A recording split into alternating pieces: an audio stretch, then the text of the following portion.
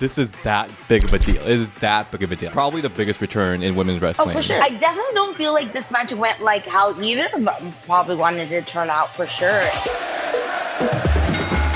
Welcome to Beer and Ring the Bell. This is DS. And the Sriracha Muchacha, Paloma Starr. Yes, Paloma's back. Yes. We're in completely different coasts, in completely different time zones.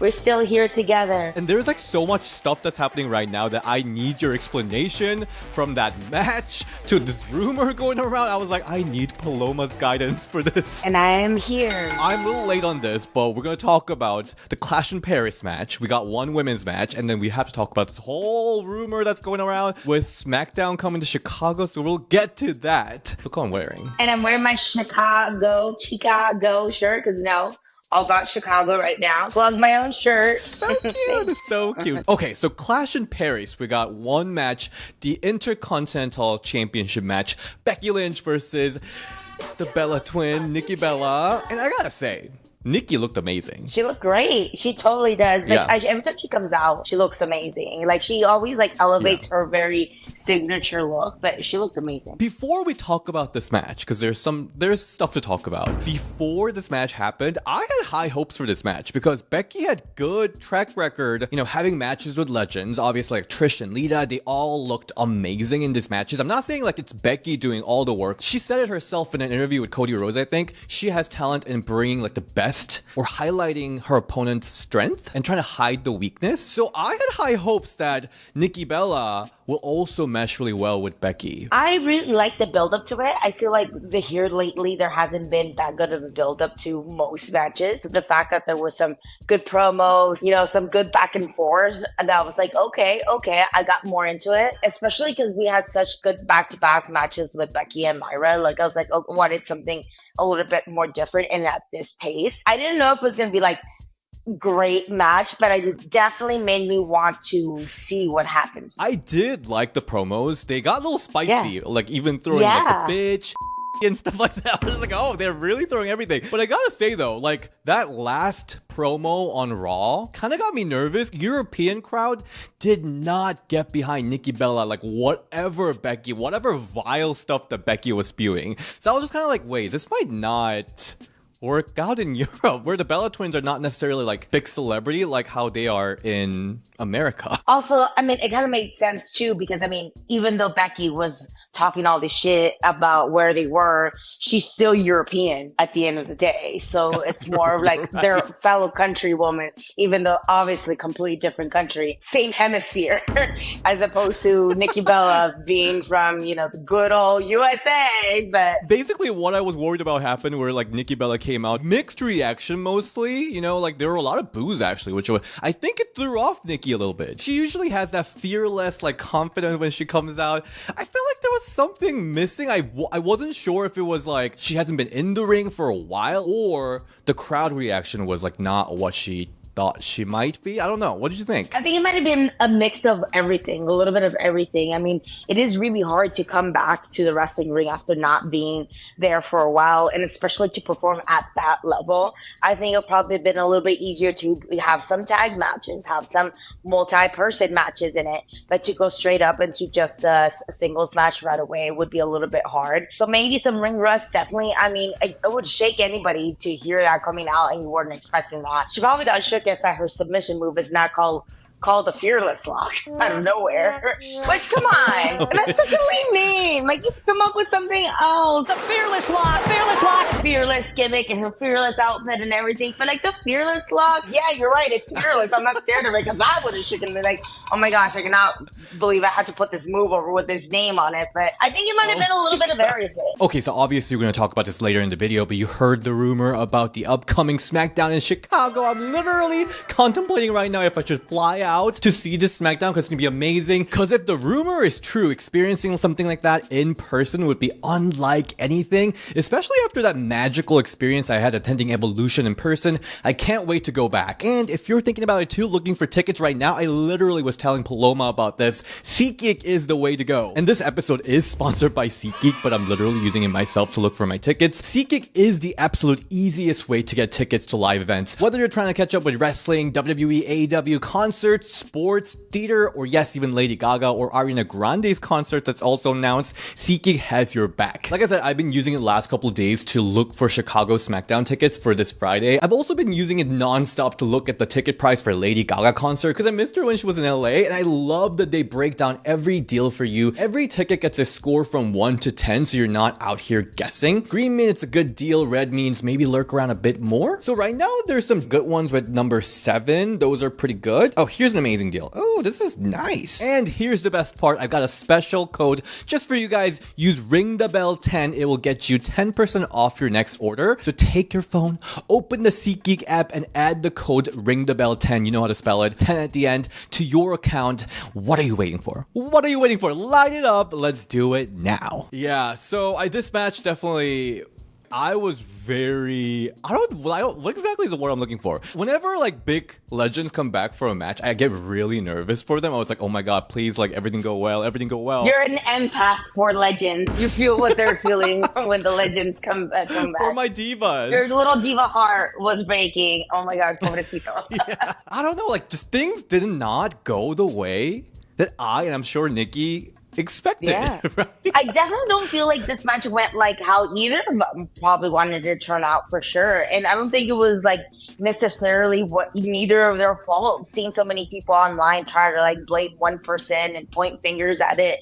And they both are professionals. They both know what a good match feels like. It sucks coming back through the curtain thinking like, oh man, that didn't go as well as we wanted. That's not how we planned. But you know, it sucked feeling that way. And I've been there too. I've had plenty of matches where like, well, that did not go as planned, or that did not feel right. It was a tough game for Nikki too, because I know that she's been training with Natalya, but like this was not a tag match where most legends like start warming up like that. She didn't have many matches. She had that Revolution match, she got the Royal Rumble earlier this year, and she had that like random singles match with Chelsea, but like she didn't really have even part-time schedule to like really ease into performing in front of thousands of people. So it was a tough spot, but there are a couple clips that's going around that people are all talking about with the table smash spot. And then the missed kick. Oh my gosh. So that table spot, just put up one hand. You don't have to put up both hands. Me as a wrestler, like there's no need for you to put both hands. It almost felt like there's even some spots when people do comedy wrestling where like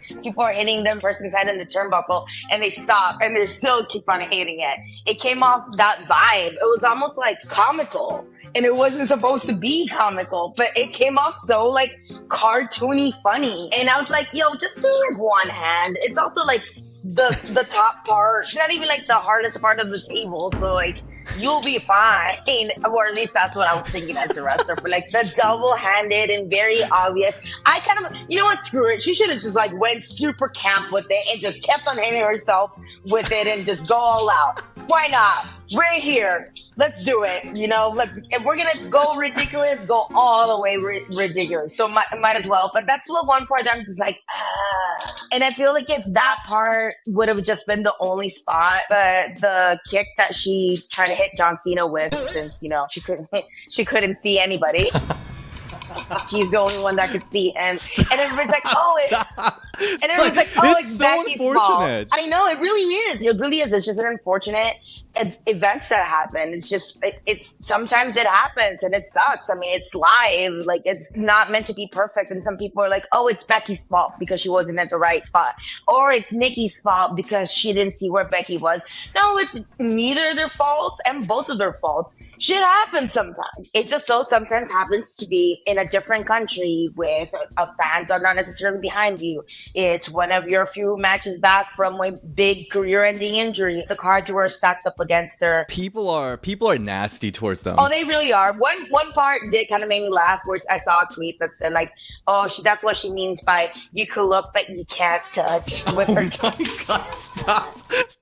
Okay, again, going back to like Becky's strength, again, she's like, her strength is showcasing the other person's like what they do the best. When I think of Nikki in her prime, I thought what Nikki did really well was like more power moves. When Nikki and Brie started to do a different style of wrestling, Nikki adapted more like powerful style, right? But she probably doesn't lift as high as she used to. And with like so many like powerhouse wrestlers in women's wrestling lately, also she's such a good heel. So I almost feel like Becky was a little confused on what to showcase of Nikki. I don't know, like I just didn't feel like Nikki brought a lot of her signature moves from back in the days to be like, okay, like Nikki's bringing her classic style. Especially when she just started like busting out Becky's moveset. And I kind of feel that because whenever I'm a heel, I am a way better wrestler and feel more comfortable being a heel. And I feel like sometimes you could see that in the ring and how I project and how I do my moves and how just like even going through the motions, I feel like I even consciously or subconsciously project that. So I think maybe that's a little bit part of Nikki Bella too. Like if it wasn't in any other show, if it was for some reason a random indie show and it wasn't them too, if the crowd turned on you on that way, you call that on the fly. You're now the heel and your opponent is the face. You walk and talk and change the matchup and you play up to the crowd because you're not, obviously whatever you're doing in the match is not working to what you're wanting the crowd to react for. But obviously in WWE, you can't just do that. So I 100% get it. But I feel like Nikki would probably be feeling herself more and be more comfortable and be more into it if she was a heel, because I love them as a heel. That's my favorite Bella twins, both of them as a heel. Maybe this would be a great time for her to turn heel. Why not? And use everything that all the mean comments that people have been telling her online, use that to turn heel. Sure, why not? But it was just like an off night for both of them, and you know what? It happens. I actually gotta say, I did like the later half of the match where like things spilled outside of the ring with like the stairs. Bella Buster on the stair was really cool. When Nikki was pushing Becky onto the pole, those instances, I hope Nikki showed a little bit more aggressiveness. Yeah. But I don't know. I feel like the fearlessness was a little bit deflated at that point, which I felt really bad. But like, I did like the end of the match when she was doing Becky's moves. That was very heelish of her in a way. Do you think the match should have been shorter? Maybe a little bit, but I don't think it wouldn't really change the tone of the match. I kind of see what they were doing with the backslide finish because it kind of kept Nikki so strong. Where wasn't she wasn't beat like straight up definitive, but it wasn't even like hardcore super like heelish dirty feet on the rope or anything. But I feel like maybe they could have another match. I think it was intensity. Maybe a little bit of intensity was missing from this match, because even if those couple of clunky spots, if they were done with like, oh wow, they're really hitting the shit out of each other, that would have kind of like help make up for it. Unsure what the direction is for Nikki after this. If they will be continuing with Becky, which I don't think it's going to happen anymore, but Falls Count Anywhere match, or even having like Natalya be involved with this feud would have been maybe a way to go. But it is what it is. It has happened. And like Paris was not nice to Nikki the Raw after they were booing Nikki. The 3 seconds she showed up when Asuka was like, go away. Go! Excuse you. Harris was really mean to Nikki. I feel so bad. I gotta say, I like, can't props stop to laughing Nikki. Like, because it sounds like you're talking about the Hilton sisters when you said Paris was really mean to Nikki. I gotta say props to Nikki though. After her Evolution match with Ronda, which I really did like, and then she re-injured her disc from like above her previous injury. She had like inflammation, and then she also found like brain cyst, which was like career ending. That's why the Bella Twins versus Iconics match never happened. Like it's respectable that she did like almost like a 10 plus minute match on PLE. I mean, I would like to see anybody who was being super mean try to go out there and have that kind of a match after having like literal, like big career ending neck surgery. That's for sure. Maybe this could be a realization, like to your point, that she could switch up her style and do something different, because we're not all as young or as strong or as powerful or have such strong necks as we all once were. So we'll see what happens next. I think women's wrestling fans are just spoiled with Trish Stratus and Lita, who had like excellent return matches. But while I was contemplating like what's next for Becky and Nikki, Becky showed up in main event and low blow the shit out of CM Punk. Seki reunited. And there is this whole rumor going around. AJ Lee will come back to face Seki with CM Punk, because like even on Raw, Becky was like slapping CM Punk and CM Punk is like, you are gonna regret. You liked it? Yeah, it was hot. I was here for it. I was like, oh, okay. Is that what you do with Cody? I see what Cody's into. Okay. Oh my god, I'm blushing. But Punk was like, you will regret this because SmackDown is in Chicago. They're basically at this point like spoiling that AJ Lee will be back. And if she doesn't, that would be a big problem for WWE. Oh my gosh, that's exactly what I was thinking. Like, if she doesn't, like, how are they gonna pull this off? Like, who else would it possibly be? Like, I'm like, what if it's Nikki Bella? Like, I really thought that, like, what?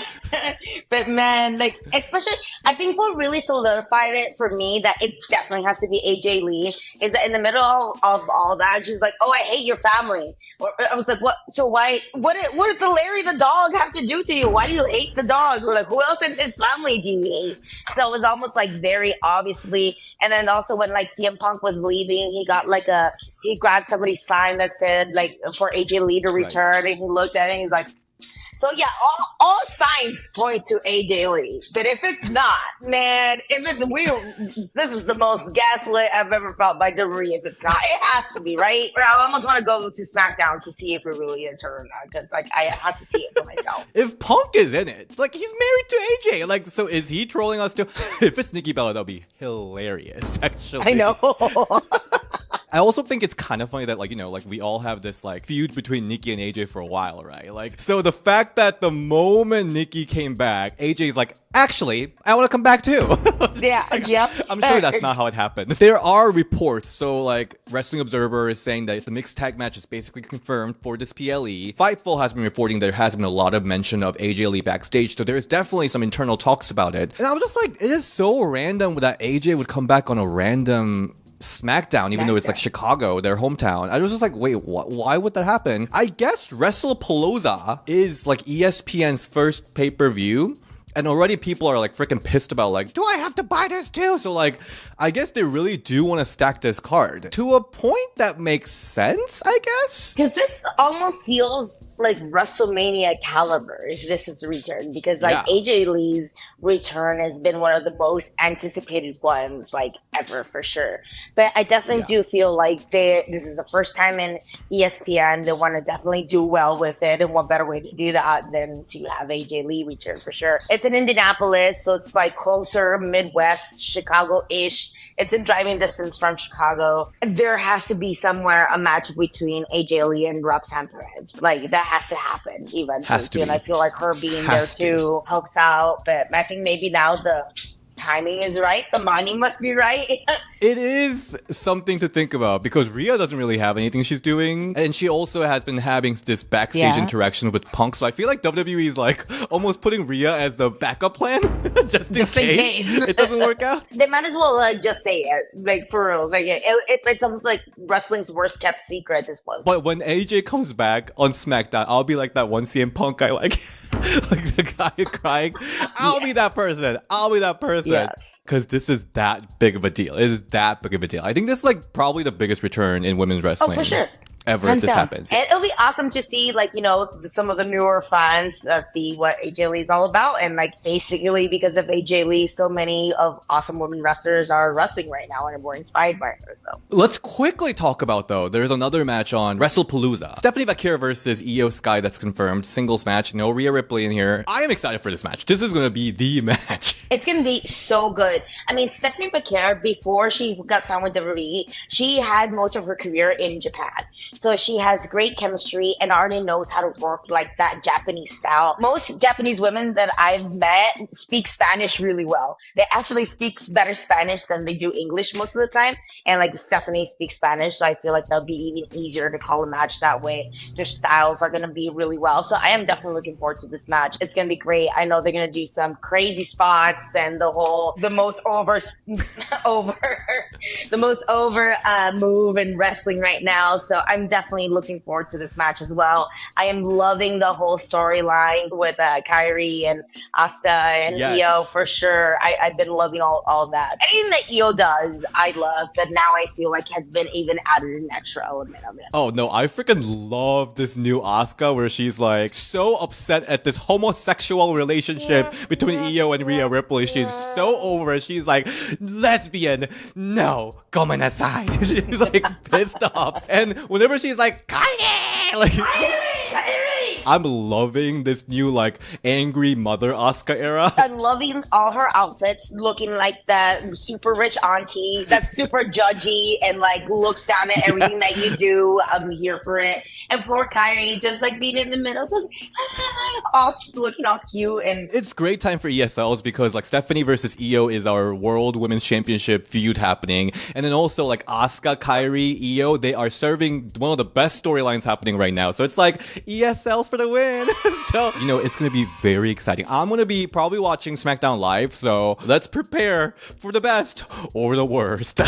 yeah, right? Oh my gosh. I'm hoping to be there live too. So you're the first person that I'm texting, regardless of what happens, and Yes. we'll go from there. Send me your live reaction too. Okay, for sure. I definitely will. Thank you, Paloma, for joining in for this hectic review. Where can we all find you? Thank you so much for having me. I love that we were able to have this much to talk about over one match. I love it. And I Yes. miss you so much, but I'm so glad to be here for it. You can find me at Paloma Starr on Instagram and Twitter. And DS, where can we find you at? You can find me at DS on Instagram and Ring the Bell DS on Twitter. And I miss you, Paloma. And I'll see you miss guys you all too. this Friday. Let's see how it goes, okay?